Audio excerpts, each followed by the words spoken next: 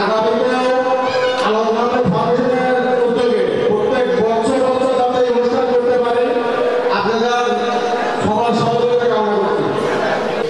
তার বাড়িতে কিন্তু মিটিংটা হয়েছিল যে কুমারখালী আক্রমণের আগে পাক বাহিনী কুমারখালী যাওয়ার প্রতিরোধ করে দিতে হবে এবং তার পরামর্শক্রমে আমাদের এলাকায় অনেকে রেলের কর্মী ছিল, তাদের সহযোগিতা নিয়ে আমরা হাতির সাগর কাছে রেল লাইনটা খুলে রাখি, যার কারণে সকালবেলা কুমারখালী যুদ্ধ শুরু হলে কুষ্টিয়া থেকে পাক বাহিনী অতিরিক্ত সৈন্য যখন কুমারখালীর দিকে যাচ্ছিল রেলগাড়িতে, তখন হাতির সাগর 200 গজ দূরে রেলগাড়িটা মানে বসে যায়, ব্রিগেডমেন্ট হয়ে যায় এবং কবির সাথে কবি ধাক্কা লেগে অনেক পাকিস্তানি সৈন্যরা হতাহত হয়েছে এবং তারা কুষ্টিয়া থেকে শেষ পর্যন্ত পালিয়ে যায়। প্রায় আমি যদি আমাকে থাকতে পারি আমার বিশেষ কাজে সৈকত বিষয়ে তারা ঠিক আছে আপনারা ভাবেন আর ভালো শুনতে পারেন। এই আমার আবেদন সবাইকে। আজকে আমি আলাউদ্দিন সাহেবের এই জন্মতিথিতে তার দীর্ঘায়ু এবং সুস্বাস্থ্য কামনা করছি এবং তার পরিবারের কল্যাণ কামনা করছি। জন্মদিন উপলক্ষে ফুলের শুভেচ্ছা এবং অন্যান্য শুভেচ্ছা স্মারক প্রদান করবেন সভাপতি মহোদয়কে প্রদানের জন্য অনুরোধ করছি। আলাউদ্দিন সাহেবের সাথে আমার ছোটবেলা থেকেই আমরা ওনাকে দেখেছি, কিন্তু কাছে ওনার সাথে ওইভাবে ওঠা ওঠা ছিল না।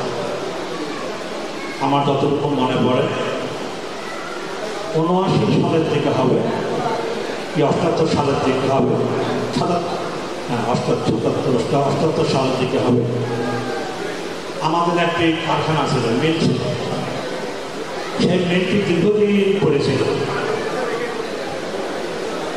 হঠাৎ করে ইনকাম ট্যাক্সের থেকে একটা নোটিশ আসছে, সেই নোটিশে তুমি সকালে কুষ্টিয়া আসো, আলাউদ্দিন ভাই কাছে নিয়ে যে তোমার সাথে এই কাজটি করাই দেবে।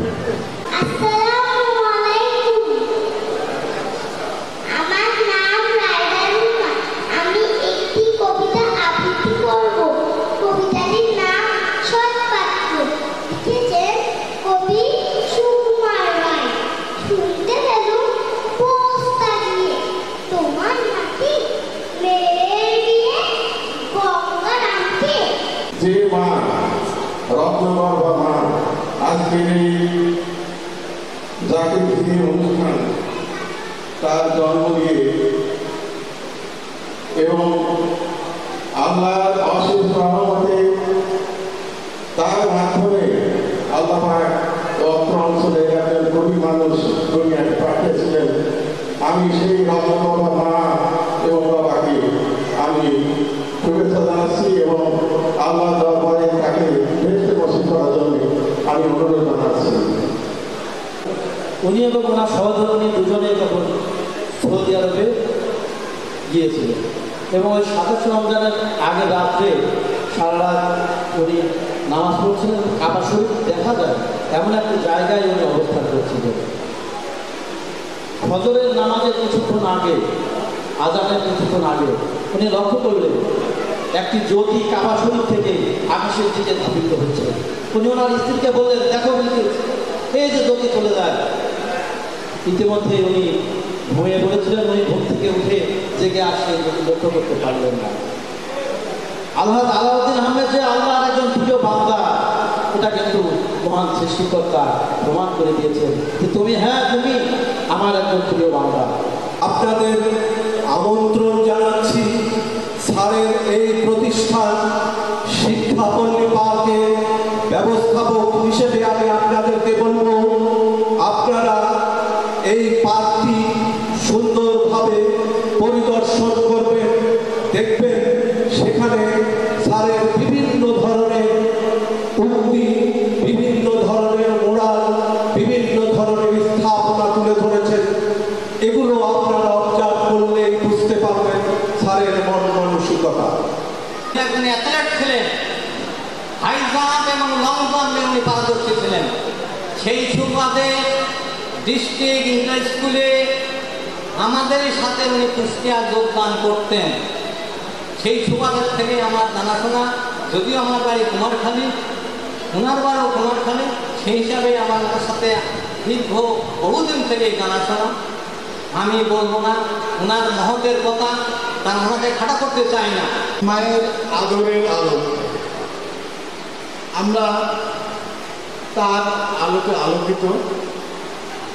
আজকের এই মহতী অনুষ্ঠানে আমাদের প্রান্তীয় শিক্ষা দরদী আলহাজ ডক্টর আলাউদ্দিন আহমেদের ৮০তম জন্মবার্ষিকীতে শ্রদ্ধা, এই আলোর দিকে আজকে আমাদের অঙ্গীকার, যে আলো তিনি ছড়িয়েছেন সে আলো থেকে যেন আমরা বিকশিত হতে পারি। শিক্ষক মন্ডলী, কর্মচারী সহ স্যারকে নিয়ে আমরা বসে আছি অফিস রুমে। স্যার ছোট্ট একটি গল্প বললেন তাল গাছের 3 হাত। আপনারা কি জানেন বিষয়টা কি? আমরা স্যারের মুখের দিকে চেয়েছিলাম। স্যার বললেন যে একটা তাল গাছে একদম চূড়ান্ত চূড়া থেকে নিচের যে 3 হাত, এই 3 হাত অত্যন্ত পিচ্ছিল। এই 3 হাত অতিক্রম করে তাল গাছের চূড়ায় ওঠা অত্যন্ত কঠিন কাজ। স্যার সেই কাজটি, ওই অসাধ্য কাজটিকেও সাধন করেছিলেন এবং তাল গাছের চূড়ায় উঠেছিলেন। কুমারখালী কলেজ ভেঙে যাচ্ছিল, কেউ এই কলেজের উন্নয়ন কাজ করতে আসছিলেন না। ঠিক সে সময় কুমারখালী কলেজে একটি সুন্দর ভবন তৈরি করে দিলেন। আমরা যদি কোনো সময় অনেক জায়গায় বসি, তখন অনেকে জিজ্ঞেস করেন আপনার বাড়ি কোথায়। তখন আমরা বলি, এক কথায় বলি যে আমাদের বাড়ি কুষ্টিয়া জেলা আলাউদ্দিননগর। ওনারা এক কথার উপরে জায়গাটির নাম ভালো গুণ আছে, তো উনি কিন্তু একজন ইঞ্জিনিয়ার না হয়েও ভালো ইঞ্জিনিয়ার। অত্র এলাকায় যত ইনফ্রাস্ট্রাকচার আছে সবগুলোর পিছনে তার একটা ব্রেন কাজ করছে। প্রাইমারি স্কুলে আমি দেখছি রোডের মাপ কত হবে, সেখানে বেঞ্চ বসবে কি বসবে না, হেডমাস্টার কোথায় বসবে, শিক্ষক কোথায় বসবে, তার রোডের সাইজ কত, উনি ডিরেকশন দিচ্ছে। তাহলে এই যে গুণাবলী এবং এত বছর বয়সে, আজকে আমরা ৭৯ বা ৮০তম বছর বলছি, কিন্তু উনি আমাকে নিজে বলছেন যে ৮৫ বছরের থেকে বেশি তার বয়স। আলাউদ্দিন সাহেবের জন্মদিনে আজকে সবার কাছে দোয়া কামনা করি, তিনি যেন সুস্থ শরীরে থাকতে পারেন এবং দীর্ঘ আয়ু দান করেন। আল্লাহ পাক যেন তাকে দীর্ঘ আয়ু দান করেন। শিক্ষা প্রতিষ্ঠান কিয়ামত পর্যন্ত থাকবে। যতদিন এই দুনিয়া থাকবে ততদিন শিক্ষা প্রতিষ্ঠান থাকবে, ততদিন আলাউদ্দিন আহমেদ সাহেবের নাম উচ্চারিত হবে মনে মনে, প্রাণে প্রাণে, মঞ্চে, বক্তৃতায়, আলোচনায়, লেখায়, সৃজনে, কর্মে, মননে, মস্তিষ্কে সদা জায়গায় থাকবেন এই কিংবদন্তি। জন্মদিন উপলক্ষে উপস্থিত আজকের সভাপতি জনাব মোহাম্মদ জিয়াউর রহমান খোকন, ৫ নং নন্দলালপুর ইউনিয়ন পরিষদ। উপস্থিত আছেন বিভিন্ন প্রতিষ্ঠানের প্রধানগণ, জাতির শ্রেষ্ঠ সন্তান, বীর মুক্তিযোদ্ধা অবর্তন। আজকে আমরা এখানে উপস্থিত হয়েছি এমন একজন মানুষ, আসলে তার কীর্তিমানের কথা, তার গুণের কথা, তার অবদানের কথা বলে শেষ করা যাবে না। আমরা ইতিমধ্যেই তার অবদান সম্পর্কে অনেক জেনেছি, তবে আমি একটু বলতে চাই, এই অঞ্চলের একসময় নাম ছিল চকরগুয়া। সেই চকরগুয়ার নাম পরিবর্তন হয়ে নাম হয়েছে আলাউদ্দিননগর।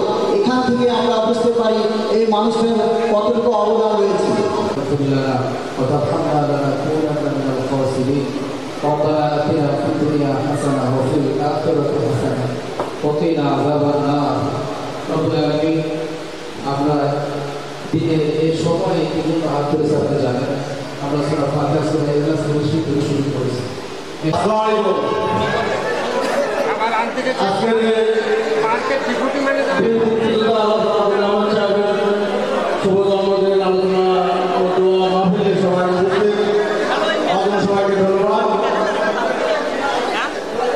আগামীতে